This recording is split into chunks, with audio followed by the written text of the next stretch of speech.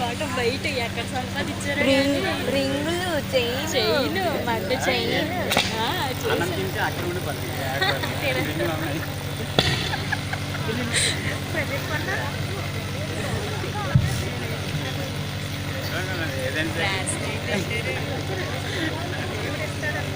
ఇగోండి మంచి కాదు.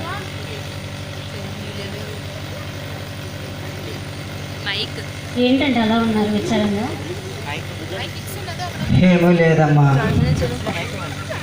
మన పొలం గురుండి టెన్షన్గా ఉందమ్మా. పేరుకైతే పెద్దలు సంపాదించింది ఉంది కానీ అది అనుభవించడానికి మనకి దశ లేదమ్మా. దాని గురించి విచారంగా ఉందమ్మా. బాధపడకండి, మనమైతే ఏం చేయగలం? మన కష్టాలు దేవుడు చూస్తున్నాడు. ఎందుకంటే మనం పేదవారు అయినా మనకి ఏ తోడు లేదు. మనం దేవుడి మీద ఆధారపడుతున్నాం కనుకనే ఆయన్ని విశ్వాసంతో మనం ఎదురు చూద్దామండి. ఆయన మన కష్టాలు ఎరిగి ఉన్నాడు కనుకనే మనకి సహాయం చేసేవాడు ఆయన. వాచ్ కూడా కొనుక్కున్నారా? వాచ్ కూడా జోబ్ అనేది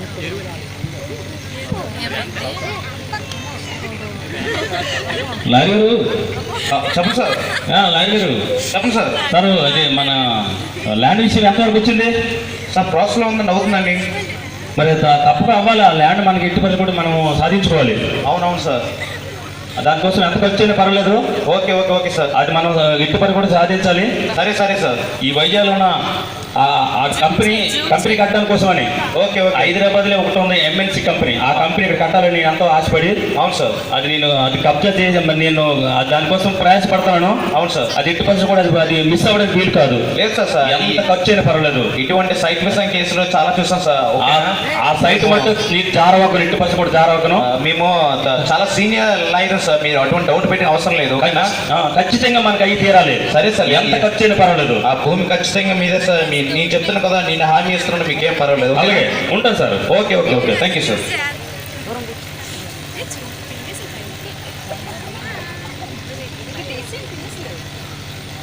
అక్క తీసే అక్క తీసే నాకు కూడా.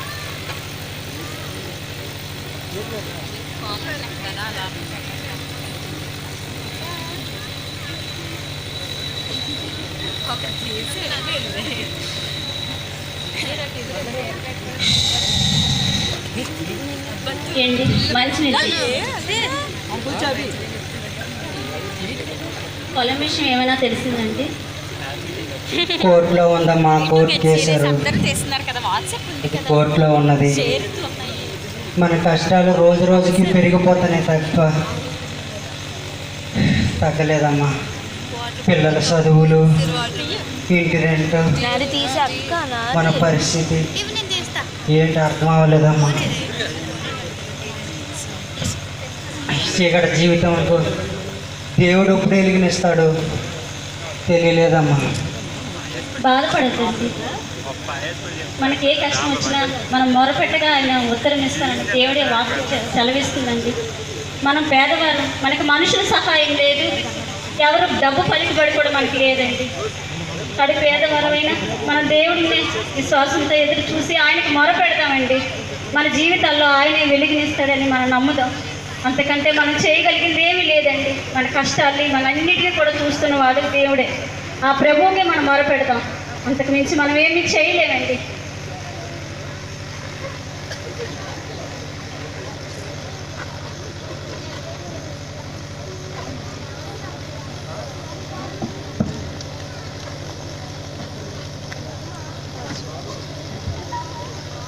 ప్రేరండి అయ్యగారు.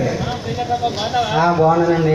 ఏంటి సంగతులు? మామూలేనండి. ఏంటి మరి క్రిస్మస్ ఎలా జరుపుదాం? మీ ఇష్టం అండి, దేవుడి సిస్టమ్ ఎలాగైతే అలా జరిపించండి. Okay sir. ప్రెసిడెంట్ భాష గారు బాగున్నారా? ఏంటి సంగతులు చెప్పండి. ఏంటి సంవత్సరం గ్రాండ్గా జరుపుదామని ఆలోచనలో ఉన్నాం. ఏది సర్ప్రైజ్ చెప్పండి. నన్ను ఎందుకు ఫోన్ చేశారు, చెప్పారు? సార్ మీకు చెప్పేదే ఉంది. దానికే ఉంది. పోయిన సంవత్సరం కంటే ఈ సంవత్సరం గ్రాండ్గా చేద్దాం తప్పనిసరిగా. మన వైద్య ప్రాంతంలో ఎక్కడ కూడా జరగని రీతిగా అలాగే మనం క్రిస్మస్ సర్ప్రైజ్ చేసుకుందాం. తప్పనిసరిగా. దానిపై ఖర్చు ఎంత ఖర్చు నేను చూసుకుంటాను. సరే గురుమూర్తి ఏదో చెక్కి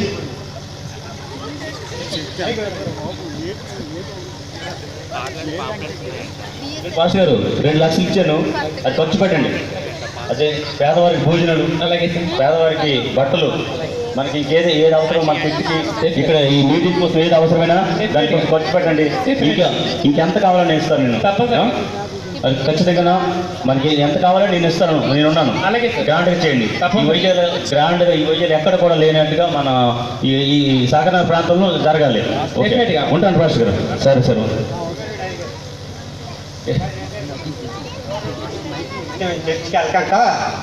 చర్చికి వెళ్ళాలి కదా సార్. ఏంటి మంచిగా ఏంటి నాకు చెప్పిన పట్టుడు అయిపోయావు నువ్వు, నాకు చెప్పిన పట్టుడు అయిపోయావా? ఏంటి చర్చికి రమ్మంటున్నాడు నన్ను నువ్వు? అసలు టైం అయితే చాలా వాల్యుబుల్ టైం అది. ఇంత టైం వేస్ట్ చేసుకుని టైం స్పెండ్ చేసుకుని నేను చర్చికి రావాలా? చర్చికి రావడం అంటే జరగదయ్యా. ఎందుకంటే ఇప్పుడు నేను ఎంత నా వాల్యుబుల్ టైం అనుకున్నావు? నా టైం చాలా విలువైంది. దానికోసం నేను టైం వేస్ట్ చేశాను. టైం వేస్ట్ చేసుకోకుండా వస్తాను, చర్చికి వస్తాను, వచ్చి చర్చిలో డొనేషన్ ఇస్తాను కదా, దానికోసం ఎందుకు ఇంకా నేను చర్చికి రావడం అవసరం లేదు. నాకు బైబిల్ ఆది కాండం నుండి ప్రకటన వరకు నేను క్షుణ్ణంగా 5-6 సార్లు చదివేశాను. తర్వాత బైబిల్ మళ్ళీ వాక్యాలు కూడా నాకు పాస్టర్ గారికి తెలియదు, పాస్టర్ గారి కంట నాకు ఎక్కువ శాతం తెలుసు. అందుకు నేను రావసరం లేదు. నేను డబ్బుతో నేను ఏదైనా సంపాదించుకోగలను, అవసరం లేదు. సరే సరే సరే.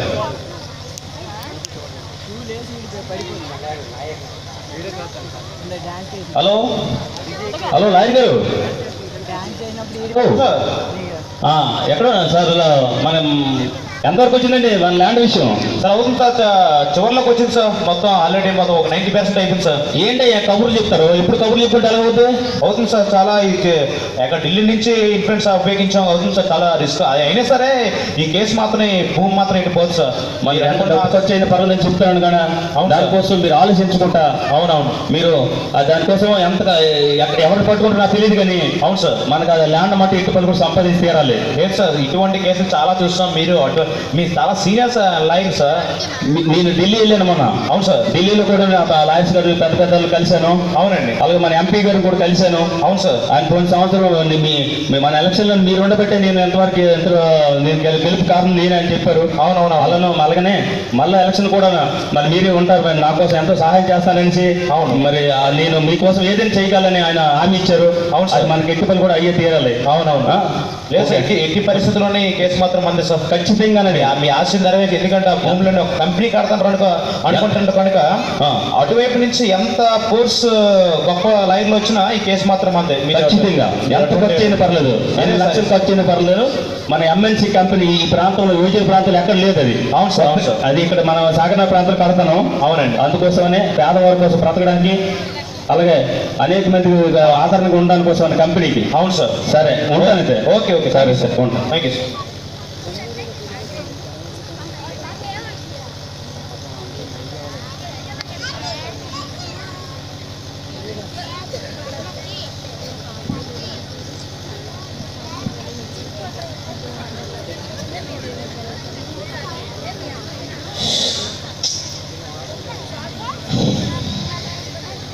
ఏమైందండి అంత కంగారుగా ఉన్నారు? ఏమీ లేదమ్మా, ఈరోజు కోర్టులో లాస్ట్ తీర్పు కదా, ఎవరికి అవుతుందో ఏమవుతుందో టెన్షన్గా ఉందమ్మా. అయ్యో ప్రభువా, ఈరోజే లాస్ట్ తీర్పడు ప్రభు. తండ్రి, మేము కడు పేదవారం అయినప్పటికీ ప్రభు నీ మీద ఆధారపడుతున్నాం ప్రభు. మాకు మనుషుల ఆదరణ లేదు ప్రభు, డబ్బు పలుకుబడి లేదు ప్రభు. మేము నీ మీద ఆధారపడుతున్నాం ప్రభు. యేసయ్య, మమ్మల్ని ఆదరించేవాడు నీవే ప్రభు. మా తరఫున మీరే న్యాయం చేయాలి ప్రభు. ఈ తీర్పు మాకు వచ్చేలాగా సహాయం దయచేయి ప్రభు.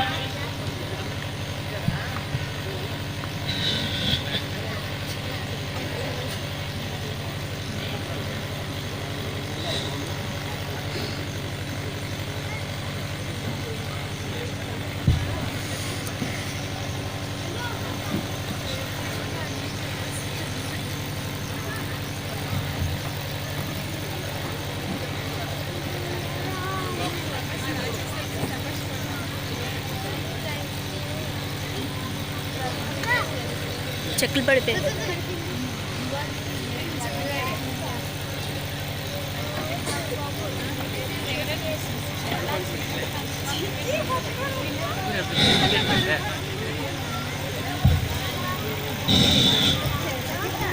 Order order order.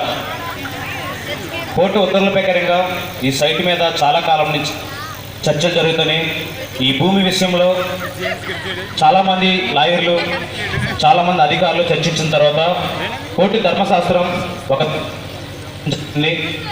అయితే ఈ తుది నిర్ణయం, ఈ ప్రకటన ఏంటంటే ఈ సైట్ అనే ఈ భూమి స్థలం రాంబాబు యొక్క పూర్వీకులుగా ప్రకటించడం జరుగుతుంది. కనుక ఈ సైట్ మీద ఈ భూమి విషయంలో ఇంకా ఎటువంటి చర్చలు కానీ ఎటువంటి ప్రశ్నలు కానీ ఇంకా వేయడానికి వీలు లేదు. ఇదే చివరి తీర్పు, తుది తీర్పు. దేవానికి వందనాలు తండ్రి. అమ్మా చంద్ర, చంద్ర మీకు గుడ్ న్యూస్ అమ్మా. ఏంటి భూమి మనకే అయిపోయిందమ్మా. నిజమా అండి? అవునమ్మా. ఈ ఆనందంలో చర్చికి వెళ్ళి ప్రార్థన చేసుకుందాం. నడుము. మా తమ్ముడేడి నిజమేనండి అయ్యగారు. రాంబాబు బాగున్నావా? బాగున్నానండి. దేవుడు గొప్ప మేలు చేశాడండి మాకు. ఆలకించాడు రాంబాబు. అవునండి.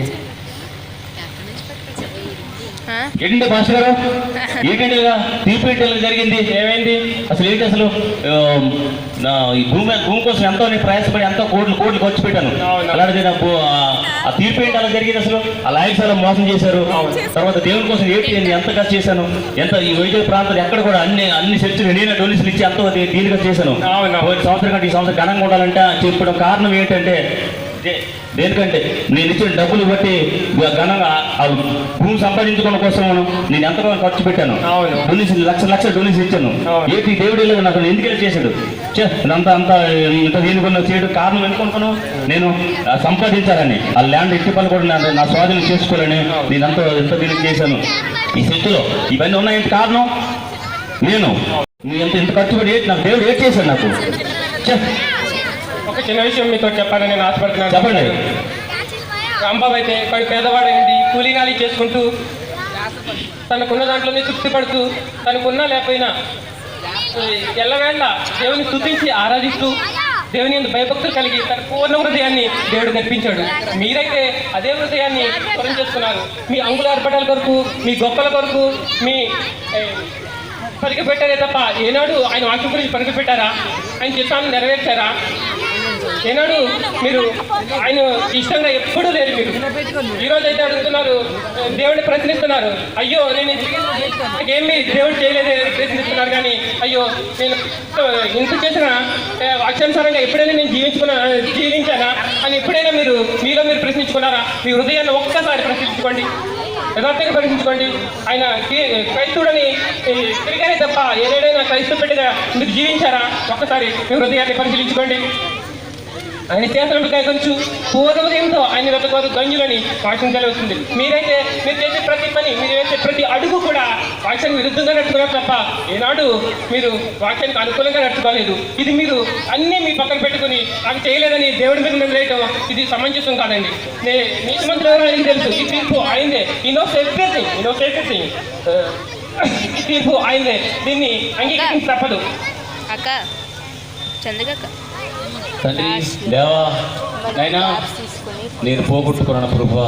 తండ్రి డబ్బుతో నేను పేదరికలో ఉండి దేవుని సన్నిధికి ఎంతో చేరువలో ఉండేవాళ్ళను. ప్రతి దినము ప్రతి ఆదివారం విడిచిపెట్టుకుంటా, దేవుడిని విడిచిపెట్టుకుంటా ఎంతగానో ఆరాధించేవాడిని. నాకు డబ్బు కలిగి ఐశ్వర్యవంతుడు అయిన తర్వాత నాకు గర్వంతో విర్రవీగి నేను దాన్ని దేవుడిని మర్చిపోయి ఎన్నో విధములుగా నేను తిరిగాను. అది సంపాదించుకుంటున్నాను. డబ్బుతో ఏదైనా కొనేస్తాను అనుకున్నాను, దేవుడిని కూడా కొనేస్తాను అనుకున్నాను. ఆ గర్వంతో నేను ఎంతో కన్ను మీద కానక డబ్బు వెదజల్లుతూ లక్షలు కోట్లు ఖర్చు పెట్టి నేను దీనికోసం, ఆ భూమి కోసం నేను ఎంతగానో నేను ఇంకా ప్రయాసపడడానికని సాధించుకోలేకపోయాను. ఎందుకంటే డబ్బుతో కొనేసుకుంటున్నాను నేను ఎంతో ఆశపడ్డాను కానీ కొనుక్కోలేకపోయినాను. దేవుని సరి దూరంగా ఉండి దేవుని నీతిమంతులు యథార్థవంతులు అని తెలుసు. నేను యథార్థంగా సంపాదించలేక అందుకు దేవుడు ఈ రీతిగా నాకు తీర్పు జరిగింది. ఇక్కడేంటైనా నేను గురుమూర్తి నువ్వు ఎన్నిసార్లు చెప్పావయ్యా, చెప్పావు కానీ ఎన్నుకోలేపాను. ఆదివారం కూడా ఉంచుకోవడను, ఆదివారం డొనేషన్ ఇచ్చి వెళ్ళిపోయేవాడిని కానీ లక్షలు డొనేషన్ ఇచ్చి చర్చికి ఇచ్చి వెళ్ళిపోయేవాడిని కానీ నేను వచ్చేవాడిని కాదు చర్చికి. ఒక్కసారి ఒక రోజు కూడా క్షణం కూడా కలపలేకపోయాను. అందుకు నాకు ప్రతిఫలం ఇదే. మరి అందుకే నా దేవుడు నాకు సరైన స్థితి చేశాడు.